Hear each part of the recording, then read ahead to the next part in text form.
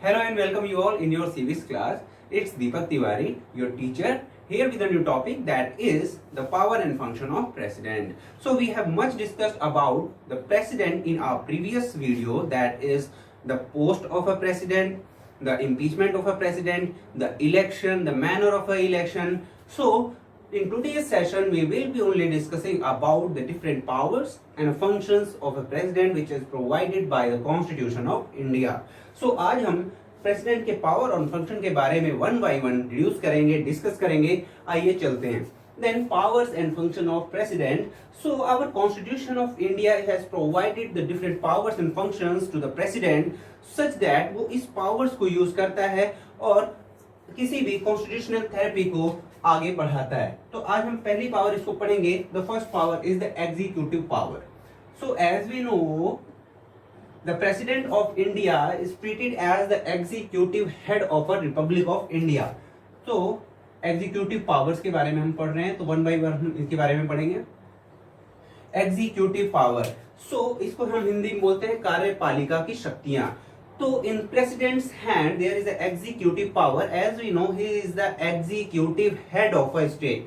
यानी किसी भी देश का, हम अपने देश की बात कर रहे हैं, वो अपने देश का एग्जीक्यूटिव हेड होता है सबसे पहले. इट मींस एग्जीक्यूटिव हेड का मतलब है then all the executive orders would be are issued in the name of president of India. यानी जो भी एग्जीक्यूटिव पावर होंगी, जो भी एग्जीक्यूटिव ऑर्डर्स होंगे, वो केवल प्रेसिडेंट के नाम से ही इशू होंगे. It means he is the executive head of a state और a nation. Then the second is he is responsible and he has a power to form the council of ministers. यानी ministers, जो council of ministers हैं after the general election, उनके formation को यही करता है, इसी के थ्रू ही होता है. Means the appointment of the council of ministers has to be taken और in the hand of a president. वो अपॉइंट करता है. Also after the general elections in Lok Sabha, तो ही अपॉइंट्स द पीएम. वो इनवाइट करता है जो कि मेजोरिटी पार्टी का लीडर होता है टू मेक द गवर्नमेंट. यानी वो प्रेसिडेंट के साथ साथ काउंसिल ऑफ मिनिस्टर्स को भी अपॉइंट करता है. And that is in given in article number 75 part 1. Article number 75 के पार्ट 1 में ये बोला गया है कि the president has a power to appoint the leader of a majority party, means the prime minister and also the council of ministers. Then in 75, article number 75 part 2, it is given the removal of the council of ministers. यानी removal of ministers 75 part 2 में mentioned है, जो कि एक power दी गई है president के हाथ में. वो अपॉइंट भी कर सकता है आर्टिकल 75(1) और उनको रिमूव भी कर सकता है 75 part 2. Also the appointment and the removal of the high dignitaries. तो जो भी हाई डिग्निटरीज हैं, जो भी संवैधानिक पोस्ट है, यानी कि कह सकते हैं कि सैलरीड पोस्ट है इंडिया में, वो हाई डिग्निफाइड पोस्ट को भी ये अपॉइंट करता है. जैसे attorney general of India and auditor general of India. Thereafter the ambassadors in the different for the different countries and the जजेस of the supreme court and high court is appointed by the president of India, and the governors, the finance commissioner, and the members of the UPSC, Union Public Service Commission. Also, the chief election commissioner will be appointed by the president only. So these are some of the powers of the executive in his hand. ये कुछ powers उस president के हाथों में हैं. Clear है ये? Then अब बात करते हैं second power, that is the legislative power.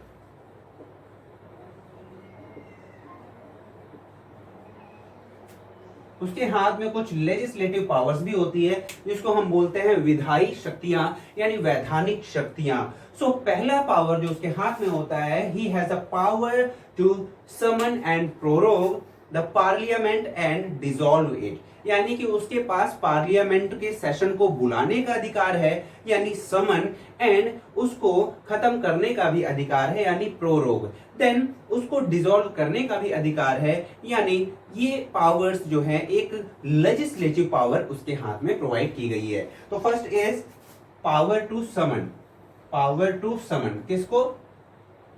समन का मतलब होता है बुलाना, सत्र को बुलाना. किसको? पार्लियामेंट.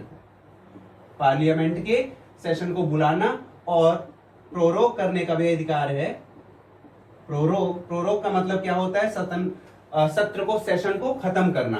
किसको? पार्लियामेंट को. देन ये इसको डिसॉल्व भी कर सकता है. ये तीनों ही चीजें लेजिस्लेटिव पावर्स के अकॉर्डिंगली होगी। पार्लियामेंट को के दो जॉइंट सेशन को बुला सकता है, पार्लियामेंट के सेशन को खत्म भी कर सकता है प्रोरोग, एंड पार्लियामेंट को डिसॉल्व भी कर सकता है। कंडीशन क्या होगी, लोग कि सदन का सत्र बुलाने का मतलब है कि ये सदन का session after the general election, जो भी जनरल इलेक्शन होता है खत्म होता है, उसके बाद ये joint session of both the houses means Rajya Sabha and Lok Sabha के सेशन को बुला सकता है। फर्स्ट वन इज उसको खत्म करने का भी इसका अधिकार है, and third one is dissolve. हम वन बाय वन इसके बारे में चर्चा करेंगे। तो ये समन भी कर सकता है, प्रोरोग भी कर सकता है और डिसॉल्व भी कर सकता है। Then second is the president's address, यानी कि whenever the general election has to be taken place, जैसे ही जनरल इलेक्शन होता है, he is the person यानी president will addresses the both the houses of the parliament, both the Lok Sabha and Rajya Sabha के joint session को address करेगा। And what is the address point, तो address क्या करेगा, he will address the highlights of the policies of the governing political party। जो भी political party है जो गवर्न कर रही है, गवर्निंग पॉलिटिकल पार्टी की पॉलिसीज को क्या करेगा, ये एड्रेस करेगा। इट मींस कि हाईलाइट करेगा। एंड ऑल्सो ये क्या करेगा कि टुगेदर आपका लोकसभा और राज्यसभा दोनों की जॉइंट सेशन को बुलाने का अधिकार रखता है soon after the general election and commencement of the first session in each year. हर साल में इसका सेशन जो होता है, पहला सेशन, उसमें जॉइंट सेशन कौन लेता है, प्रेसिडेंट लेता है और एड्रेस करता है दोनों ही हाउसेस को। ठीक है, और उस एड्रेसिंग में वो क्या करता है कि वो पॉलिसीज को हाईलाइट करता है। But the important thing is that this speech of the president in which he will address the Lok Sabha and Rajya Sabha will be maintained by cabinet. जो कैबिनेट होगा उस पॉलिसी की list को उसे देगा और उसी को वो हाईलाइट करेगा सदन में, हाउस में। ठीक है, ये क्लियर हो गया। Then the third power is the nomination of the members in Lok Sabha and Rajya Sabha. Lok Sabha की बात करें तो 2 मेंबर्स को वो अपॉइंट नहीं करता है, नॉमिनेट करता है यानी नामांकन करता है। यानी 2 मेंबर्स कैसे होंगे, वो एंग्लो इंडियंस होंगे। ठीक है, Anglo Indians basically it is a community. So in a condition that if the president will find that he or he feels that the community is not, okay, this community is not in frequently or adequately represented in the house or a parliament, then he would nominate the 2 members, that is Anglo Indians in Lok Sabha. Then Rajya Sabha में he has a right or a power to nominate 12 members. तो राज्य सभा में वो 12 members को nominate करेगा। So in this 12 members, all of among person having the special qualifications in special field, यानी special field में जो स्पेशल क्वालिफिकेशंस को रखते हैं, ऐसे 12 मेंबर्स को वो नॉमिनेट करता है। Then fields are the literature, art, social service, sports, science and technology, researches. So these are the some of the members who amongst them which were elected by nominated by the president in राज्य सभा। So nomination of a members ये भी इसी की legislative powers में आता है। Then the fourth power is assent of state bill. Okay, what is state bill? State bill क्या होता है? State bill क्या होता है? So actually the state bill having passed by the state legislature, जो राज्य की विधान सभाएं होती हैं, उस लेजिस्लेचर से पास होता है और रिकमेंड किया जाता है बाई गवर्नर। गवर्नर क्या करेगा, उस स्टेट बिल को रिकमेंड करेगा किसके लिए, प्रेसिडेंट के लिए। बिकॉज आपने पढ़ा होगा कि in all the bills will be act by the ascending of president. अगर प्रेसिडेंट किसी भी बिल को पास कर देता है तभी वो जाकर आगे एक एक्ट यानी कानून बनता है। स्टेट बिल किसके पास जाएगा, गवर्नर के पास। And governor because is the supreme body in the state, constitutional body in the state, then governor will pass and recommend this state bill to president and president have a power। और president के पास 3 power होती है। क्या, the first one is या तो president will assent the bill and the bill become an act। तो या तो president उसको assent कर देता है। assent का मतलब क्या होता है, assent का मतलब आपका होता है कि बिल को पास कर देना, पास कर देगा तो बन जाएगा act. Then second one is he have a power to refuse the bill, वो बिल को रिफ्यूज भी कर सकता है, refuse the bill. And the third power is he may return back the bill he may return back the state bill to the state legislature for reconsideration। यानी दोबारा से उसके ऊपर पुनर्विचार के लिए वो उस स्टेट बिल को वापस किसके पास भेज देगा, स्टेट लेजिस्लेचर के पास, ताकि इसमें जो कमियां हैं या जो गलतियां आपको इसको फिर से कंसीडर करके इसको अपग्रेड करिए और उसके बाद वापस भेजिए। But the important thing is that कि स्टेट बिल जब दोबारा पास जाता है किसके पास, प्रेसिडेंट के पास, इसने क्या किया कि उसको रिकंसिडरेशन के लिए भेजा स्टेट लेजिस्लेचर के पास।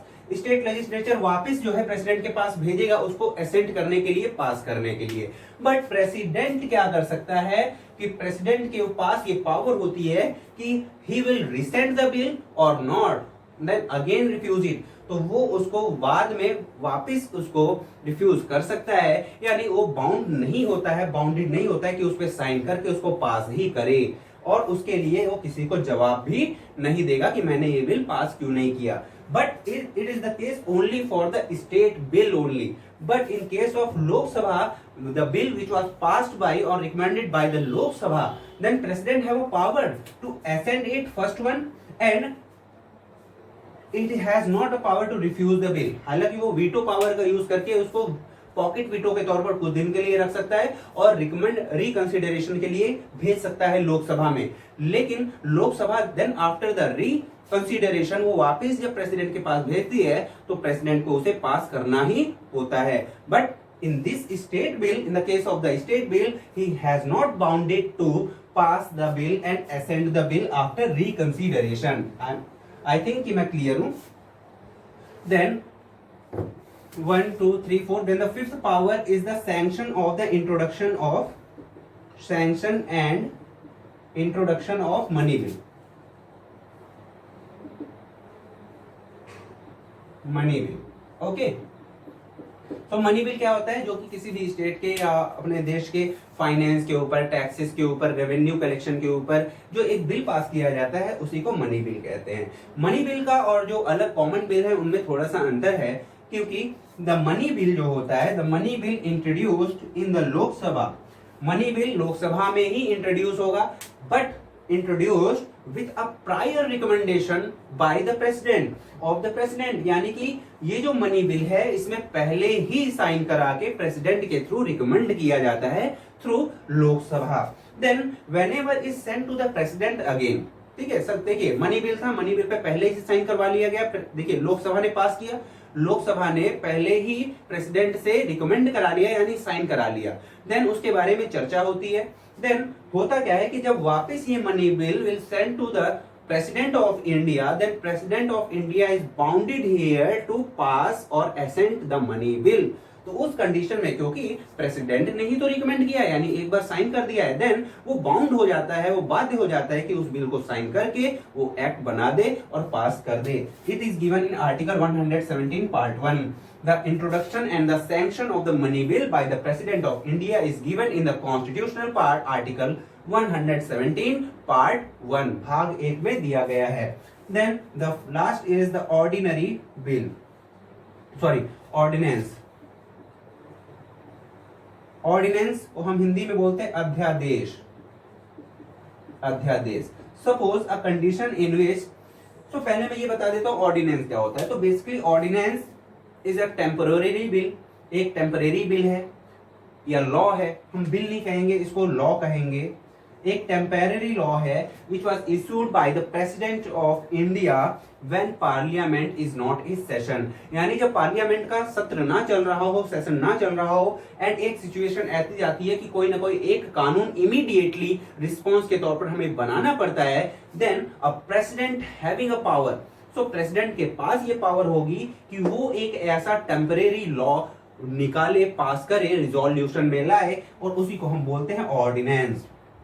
ठीक है। तो बेसिकली क्या है कि जब पार्लियामेंट आपका सेशन में ना हो तो प्रेसिडेंट के पास ये अधिकार पावर होती है कि वो एक ऑर्डिनेंस यानी टेम्परेरी लॉ निकाले, पास करे। देन सेशन स्टार्ट होने पर जैसे ही ऑर्डिनेंस होगा, पार्लियामेंट के सामने उस ऑर्डिनेंस को, जो कि एक टेम्परेरी लॉ था प्रेसिडेंट के थ्रू पास हुआ, उसे उस पार्लियामेंट के सामने सेशन में रखा जाता है। देन पार्लियामेंट क्या करेगी, पार्लियामेंट उसको अप्रेज करेगी यानी एनालाइज करेगी कि कितने मायने में ये जो अध्यादेश यानी लॉ निकाला गया है ये एप्लीकेबल है और फेवरेबल है। इन केस अगर वो देखती है कि वो उससे कन्विंस्ड है तो वो उसको पास कर देती है और ये टेम्परेरी लॉ आगे जाके एक एक्ट बन जाता है, टेम्परेरी नहीं रहता है। बट इन केस कि वो उसको अप्रेज नहीं करती है तो वो वहीं पर लैप्स हो जाता है। यानी कि अगर वो ऑर्डिनेंस देखती है पार्लियामेंट की इसकी अब कोई जरूरत नहीं है और उसकी कोई भी एनालाइज करने के बाद ये अब एप्लीकेबल नहीं होता है तो इसी को लैप्स कर देती है,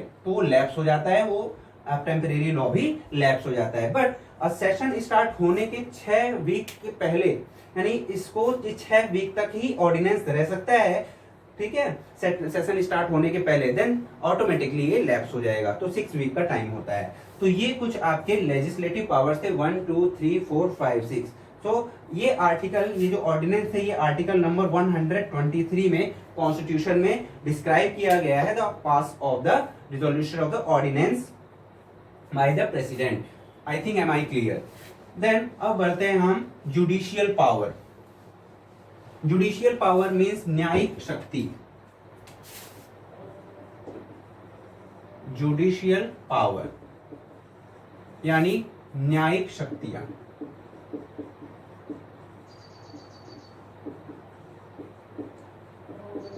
So, what are the judicial powers of a president?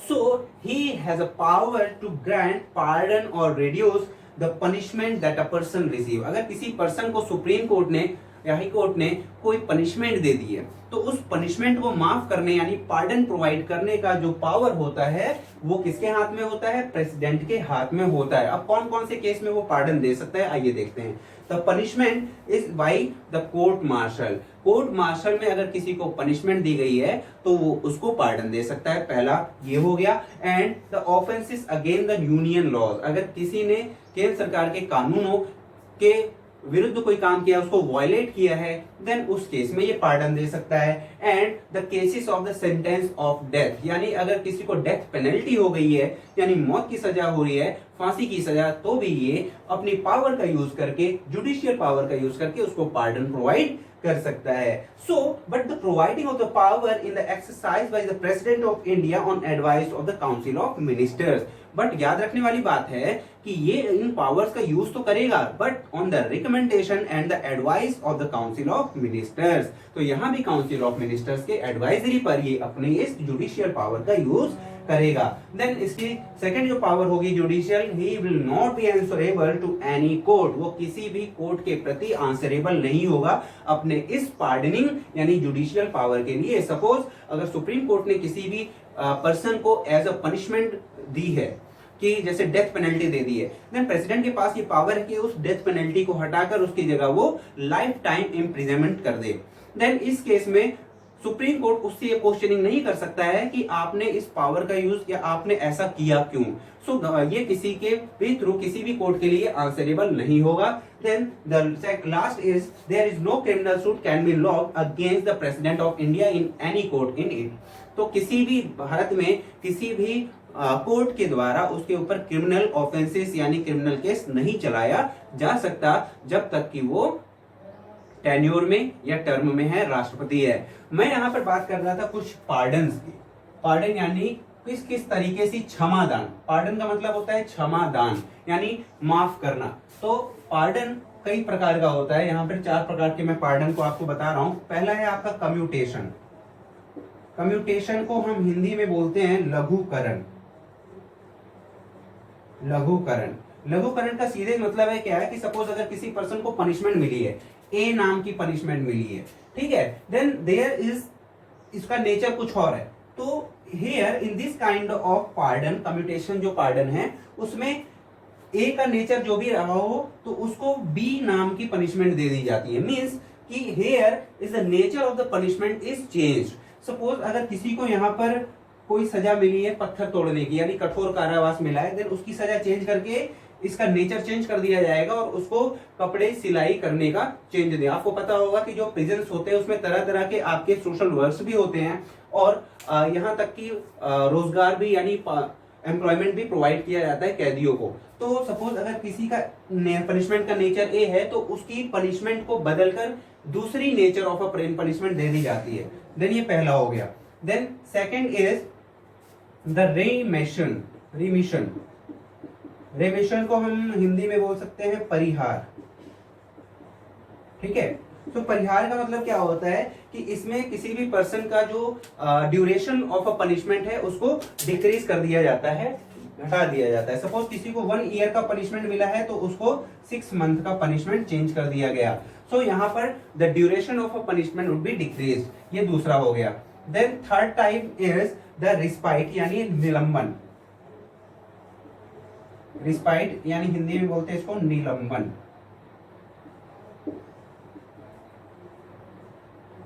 निलंबन, सो निलंबन में क्या होता है कि जो भी उसको पनिशमेंट प्रोवाइड की गई है अगर स्पेशल कंडीशन में कंसीडर किया अगर उसे जाता है तो उस केस में वो सजा को कम कर देगा।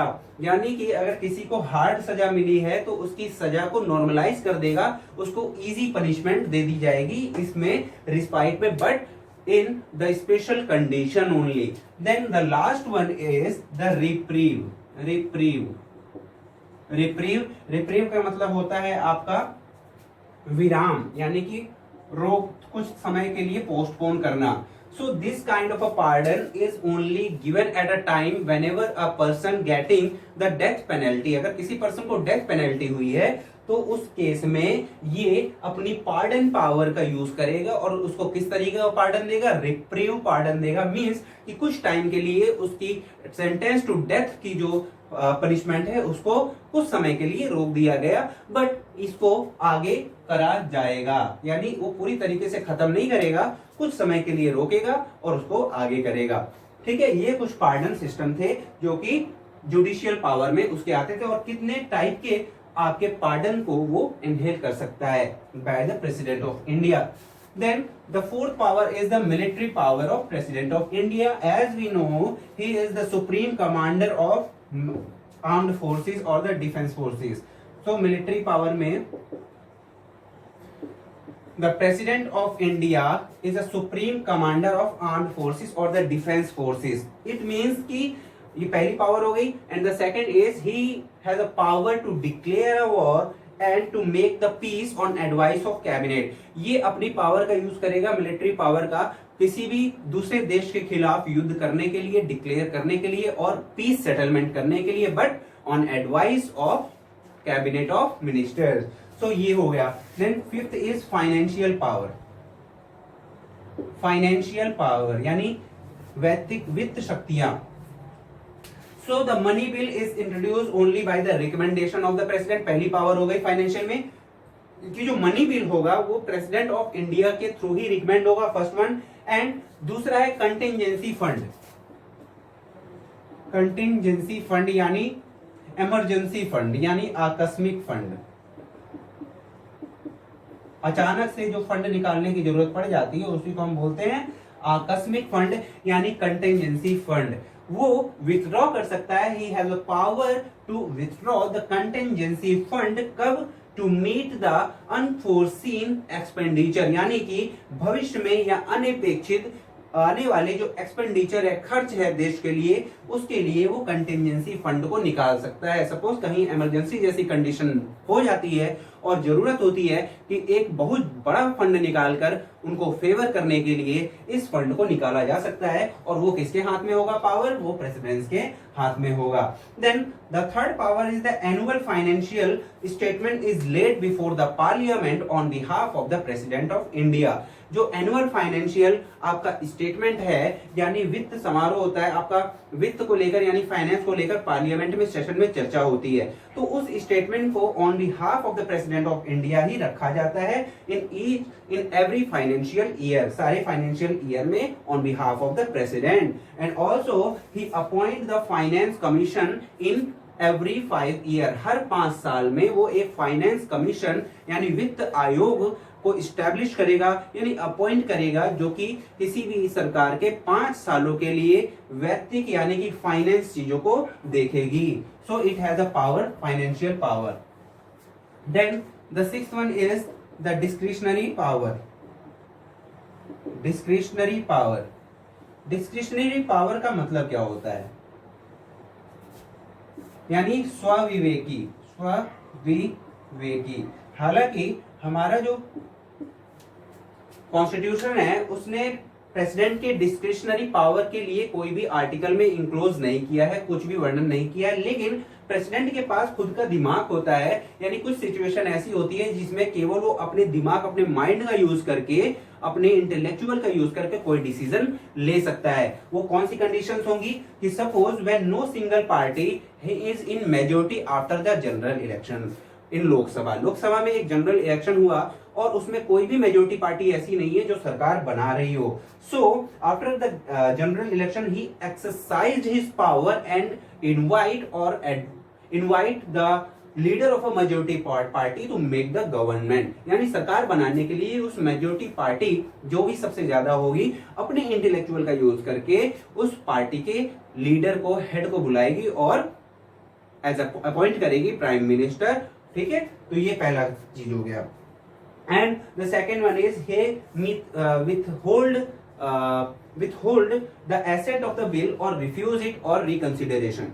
सो वो बिल को एसेंट कर सकता है, पास कर सकता है, या तो वो कुछ दिनों के लिए अपने पास रख सकता है वीटो पावर का यूज करके, और वो अगर चाहे तो उसको रिकंसिडरेशन के लिए वापस भेज सकता है, चाहे वो स्टेट लेजिस्लेचर हो या लोकसभा या राज्यसभा हो। Then there is no time limit, कोई भी ऐसी टाइम लिमिट नहीं है कि जितने टाइम के लिए वो उस बिल को जो उसके पास असेंड करने के लिए आया है वो रख सकता है, वो अपने पास इसको रख सकता है और will return the bill for the recommendation reconsideration. ये सारी चीजें उसके दिमाग के ऊपर, बुद्धि के ऊपर निर्भर करती है। तो जब सरकार में जब कोई भी सरकार मान लीजिए अल्पमत में होती है, यानी कि वो अपना कॉन्फिडेंस जो है उस पार्लियामेंट में शो नहीं कर सकती है, ठीक है, तो क्या होता है, विश्वास खो देती है। ऐसी सिचुएशन में प्रेसिडेंट क्या करेगा कि प्राइम मिनिस्टर और काउंसिल ऑफ मिनिस्टर्स का बिल्कुल भी एडवाइस नहीं सुनेगा। ठीक है, क्योंकि सरकार किसकी है, जो सरकार खुद डूब रही है उसी की है। तो आखिर वो कैसे उनका एडवाइस सुनेगा, तो इन दिस कंडीशन वो दो चीजें कर सकता है। या पहला कि वो पार्लियामेंट को डिसॉल्व कर दे, लोकसभा को डिसॉल्व कर दे, क्योंकि बहुमत हो चुकी है सरकार, मेजोरिटी हो चुकी है, विश्वास मत हो चुकी है, उसके जो पॉलिटिकल लीडर्स हो गए वो बागी हो गए, यानी दूसरी पार्टी में चले गए हैं। इसको हम बोलते हैं आपका मेजोरिटी से हटना, विश्वास मत कम होना। देन वो क्या कर सकता है, या तो उस लोकसभा को डिसॉल्व कर देगा, और दूसरा या तो वो मेजोरिटी प्रूव करने के लिए पॉलिटिकल पार्टीज को अवसर देगा, अपॉर्चुनिटी देगा कि कौन यहाँ पर गवर्नमेंट बना सकता है। Is it clear? तो ये उसकी डिस्क्रिशनरी पावर हो गई। देन इमरजेंसी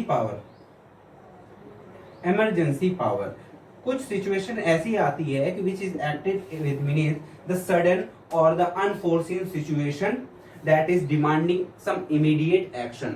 इमरजेंसी का मतलब ही क्या होता है, इमरजेंसी का मतलब होता है कि एक ऐसी सिचुएशन जो सडन, तुरंत आई हुई सिचुएशन, अनफोर्सीन है, यानी जिसको किसी ने एक्सपेक्ट नहीं किया था, और ऐसी सिचुएशन जो कि तुरंत एक इमीडिएट रिएक्शन को या एक्शन की डिमांड कर रही होती है, उसी को हम इमरजेंसी कहते हैं। सो इन दैट वन आपकी तीन तरीके की इमरजेंसी होती है। पहला है नेशनल इमरजेंसी, दूसरा है आपका constitutional emergency, and third one is financial emergency. ठीक है, emergency. So it is quoted in Article 352, the national emergency, and Article 356, the constitutional emergency, and Article 360 in the financial emergency. So in this case, the national emergency, it is caused by the war or the external aggression or armed rebellion. तो national emergency कब लगाई जाती है, जब किसी दूसरे देश ने आक्रमण कर दिया हो, वॉर जैसी सिचुएशन हो गई हो, ठीक है, कॉज बाय द वॉर, या एक्सटर्नल एग्रेशन हो, डोमिनेट करना चाहता हो कोई, या तो अपने ही देश में आर्म्ड रिबेलियन चालू हो गया हो। तो in this case the national emergency will be followed out by the emergency power in a hand of the president. So constitutional की अगर प्रेसिडेंट को ये लगता है कि किसी भी कॉन्स्टिट्यूशनल गवर्नर अगर ये बोलता है कि इस स्टेट में, किसी पार्टिकुलर स्टेट का गवर्नर ये बोलता है कि इस स्टेट में जो गवर्नमेंट है वो लॉज को जो कि कॉन्स्टिट्यूशनल के थ्रू रखे गए हैं उसको वायलेट करके सरकार चला रही है, वायलेट कर रही है लॉ को, तो उस केस में by the recommendation of the governor there is a constitutional emergency would be taken by article 356 by the president of India. वो इमरजेंसी लगा देगा और वहां पर प्रेसिडेंट रूल हो जाएगा। ठीक है, वहां पे प्रेसिडेंट रूल हो जाएगा। इस तरीके की इमरजेंसी को कॉन्स्टिट्यूशनल इमरजेंसी कहते हैं। Then third is the financial emergency, when financial stability of the country is threatened.